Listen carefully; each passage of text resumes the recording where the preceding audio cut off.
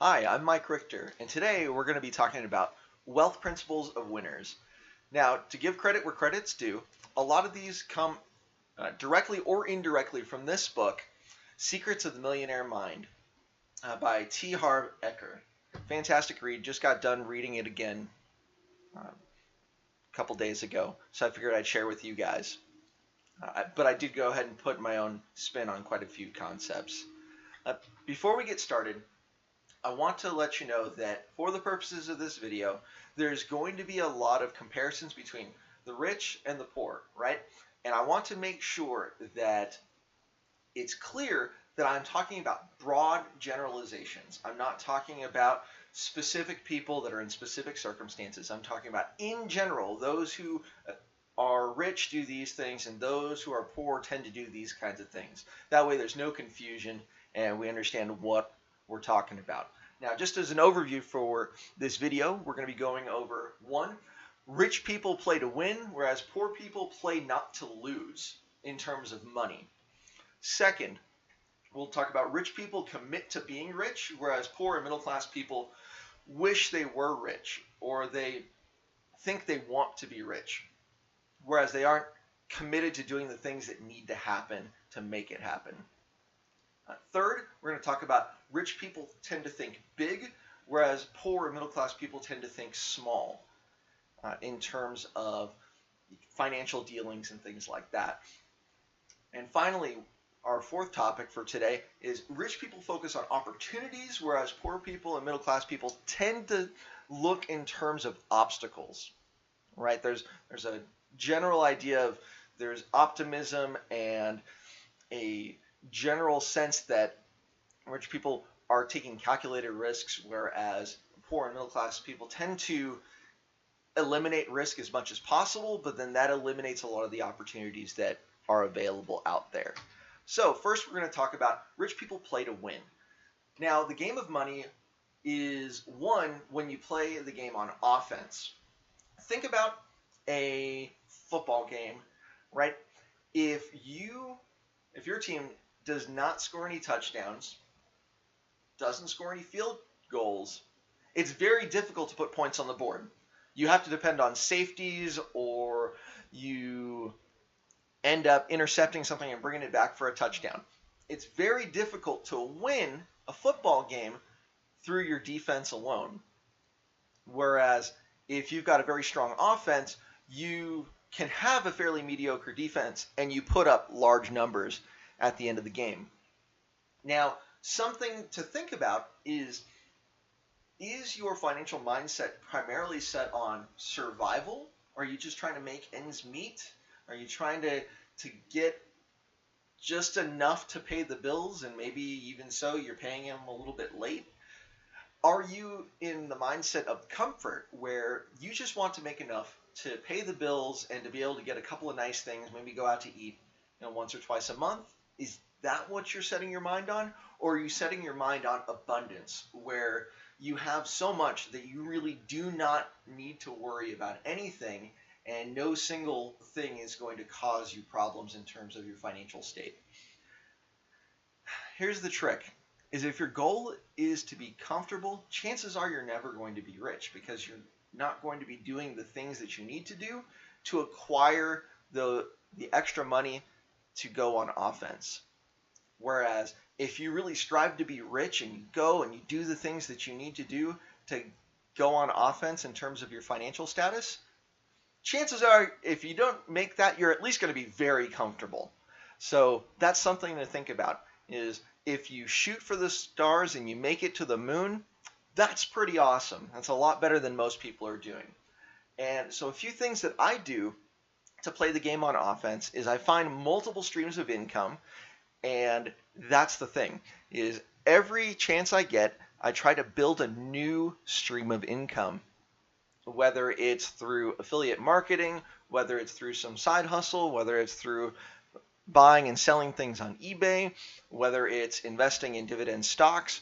There's a lot of things that I intentionally do to play the game of money on offense. That way, as I have more available, I can do bigger and bigger deals to gain more and more money. So we talked about playing the game on offense as far as the game of money. Now, the second thing we're going to talk about is how rich people commit to being rich. Now, a lot of people out there see a lot of negatives associated with being rich. Oh, I have to think about my taxes. The harder I work, the more the government takes from me. People hate rich people. I might get my car keyed. There's a lot of things out there in society that get people to think negative thoughts about the rich or being rich themselves. So you're sending your mind mixed messages. Yes, you might like to have some of the things that rich people have, like a really nice Lexus or a Ferrari or a big house. But at the same time, you might have some of those negative feelings, and your mind will go ahead and have problems acknowledging those mixed feelings. Whereas if you're going and you have a goal and you're willing to put everything that you've got toward it, there's this thing called the law of attraction where it kind of brings things that you think about a lot to you. So if you think a lot of bad thoughts or a lot of negative thoughts, it tends to bring negative things to you. If you're thinking a lot of positive thoughts or you're thinking about goals and you're creating actions that bring you to those goals, well, chances are all the good things that you've been thinking about and wanting and working towards are very likely to be attracted to you. Whereas if you've got mixed messages, maybe you're not super negative or not super positive about anything, well, you kind of repel everything and you stay kind of in a neutral state and you really don't get too far. You just kind of stay at survival and comfort. Well, I got to ask you, are you committed? Are you doing the things that you need to do to earn extra income, to have extra money on the side so that when good opportunities come across, you can go ahead and invest in them? Are you willing to work with no guarantees? Right now, I'm recording a video on YouTube, right? There's no guarantee that anybody's going to actually watch this. There's no guarantee that I'm going to get any ad revenue. There's no guarantee that I'll be able to build this as a platform for a part of my business. But you know what? I'm doing these things in spite of a lack of a guarantee, because just by taking action, that gives a signal to the law of attraction that you want good things to happen. And that's what I want.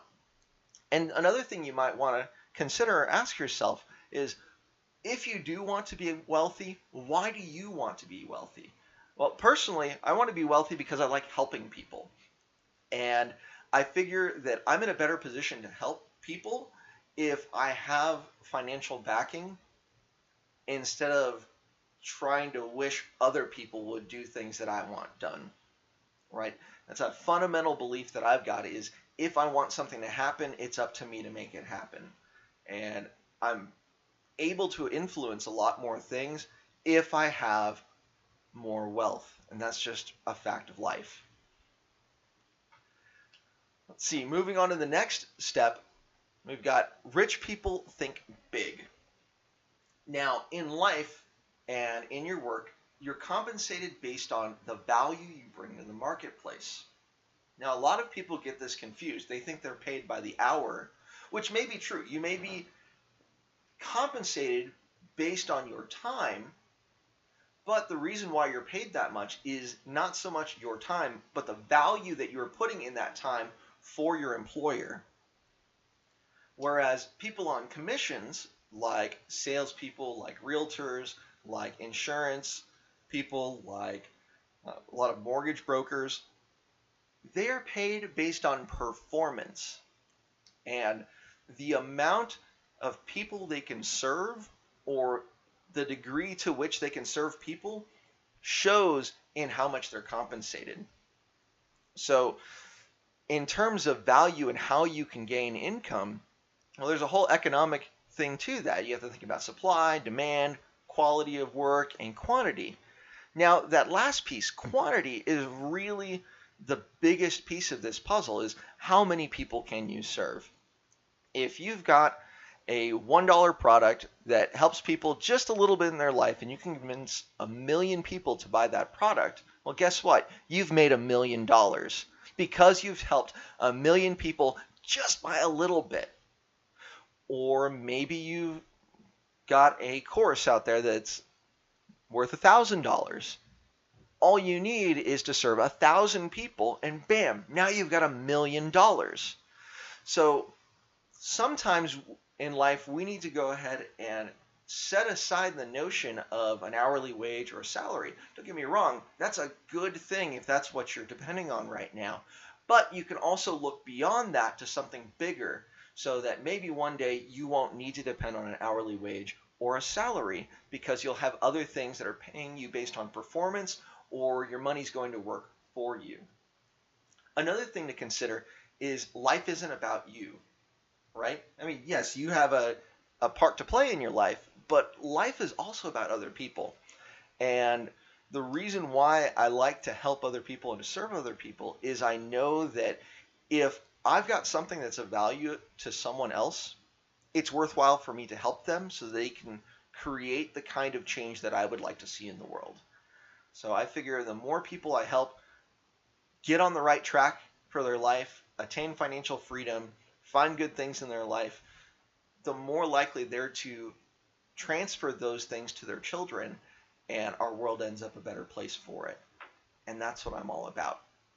Now, entrepreneurs, business owners, they tend to also like thinking big, and they're basically problem solvers. And if you remember to a couple minutes ago when we were talking about serving as many people as possible, well, if you can solve one small problem for a bunch of people, then that's likely to bring you a lot of wealth and a lot of riches.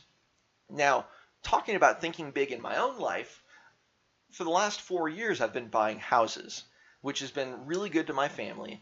And we bought 8 houses in the last 4 years. And so it's been really good to us. But now I'm at this point where I'm thinking bigger. I've got a lot of confidence in my ability to buy single family houses at a good discount. Now I'm looking to move up to buying apartment complexes. Right now I'm looking at a 24-unit apartment complex that I'd like to purchase. And that would be a significant step and a significant growth factor for me in my life and for the life of my children and the life of my family moving forward. So we talked about thinking big. Now let's move on to rich people tend to focus more on opportunity and less on the barriers to entry, right? Or obstacles that get in the way. And rich people tend to think more about growth, personal growth. Maybe they invest in growing themselves on a personal level through books, tapes, audiobooks, seminars, things like that. Speaking of which, if you go down in the description below, I've got this awesome free PDF of 60 of the best books that you could read for workers, leaders, and entrepreneurs. Go ahead and check that out in the description below if you're looking to grow, and to grow yourself, to grow personally, and to grow your wealth. Whereas, we talked about the growth piece there, but people that are poor and middle class, they tend to think about loss. All right, so if I buy this $10 book, I'm losing $10. They don't look at that $10 as an investment in themselves, where if you buy that $10 book, what are you getting out of it? You might get ideas worth $1,000, $5,000, $10,000 just by applying the lessons that you read in the $10 book. Something to think about. A lot of people that are in the poor and the middle class make decisions based on fear. So something could happen, right? You could make a lot of money if you invest in the stock market well, or you can lose all your money. A lot of times, people that are in the lower and middle classes worry about that loss. Oh, I won't get good money, so I'm not going to bother investing in the first place. Well, that ends up punishing them in the long run. Whereas people that are rich tend to take the Babe Ruth kind of mentality with this, where they can afford to absorb some losses, as knowing that by taking more at-bats, they are more likely to have more home runs. So Babe Ruth, for people that aren't too familiar with him, he was a famous baseball player in the early 20th century, and he was known for having the most home runs at the time. But he was also known for having the most strikeouts. So you know that when he connected with the ball, it was very likely that it was going to go over the fence, but at the same time, he took a lot of swings that didn't connect. So on the average, he ended up being a huge asset to his team, and he ended up being a very famous baseball player for achieving the things that he did, but he was fearless about taking big swings because he knew that that's what his team was depending on. And in the same manner, people that are rich or in the upper class tend to look at the opportunity to win big rather than wasting time thinking about, oh, I might strike out. Yes, you might strike out, but all you need is a home run or two to be set for life. Also, people that are in the upper class tend to take educated risks, right? With the rental properties that I have, every rental property that I purchased intentionally to be a rental property, I purchased with a certain way of looking at the expenses and what I can expect to get out of rent and worst case scenarios. And I use those as part of my decision-making process. So because I was very conservative with how I looked at the overall picture, each of my rental properties are doing very well. And so because I was willing to take educated risks, I have mitigated risk and I've come out pretty far on top because of it. Also, people in the upper class tend to have speed of action, right? They learn something and they start something.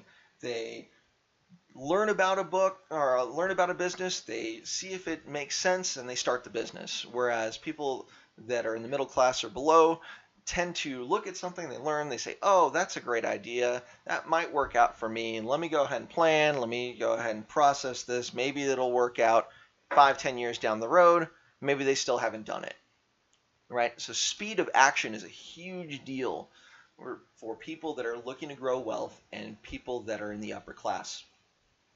And another thing that the upper class tends to focus on in terms of money is they focus on making it, keeping it, and investing it. Making it because unless you make it, you don't have anything to keep or invest. Keeping it because it doesn't make sense to make a lot of money if you're just going to spend it all. And third off, investing it is a way of multiplying the money that you have and the money that you make. So just as a recap, we talked about rich people play to win, whereas poor people play not to lose. That involves taking risk and making sure to play the game of money on offense and not worry about the defense element so much. Once you have a lot of money saved up and you have several investments and several streams of income coming in, okay, you could play defense a little bit to maintain those streams of income. That's awesome. But if you're playing defense right from the start, chances are you're not going to get very far. Second, we talked about rich people are committed to being rich, whereas the middle class and below, they either wish they were rich or they think it would be kind of cool if they were to be rich. And the big thing is commitment is everything. If you want to attain great wealth, well, you have to commit to it and learn and do the things that wealthy people do. Third, we talked about rich people tend to think big, whereas the middle class and poor people tend to think small. And here's the thing, is big and small is relative to where you're at. When I just started buying real estate, well, buying a house was big to me. It was a huge deal, and I had to grow a lot to make that happen. Whereas nowadays, buying an apartment complex is big to me. So that's something I need to think about and someplace that I can grow in the future, and hopefully you can too. And fourthly, we talked about rich people tend to focus on opportunities, whereas the middle class and below tend to worry about obstacles and loss. Be willing to grow and learn great things so that you can take those at-bats and swing for the fences for some home runs so that you can bring great things to you and your family.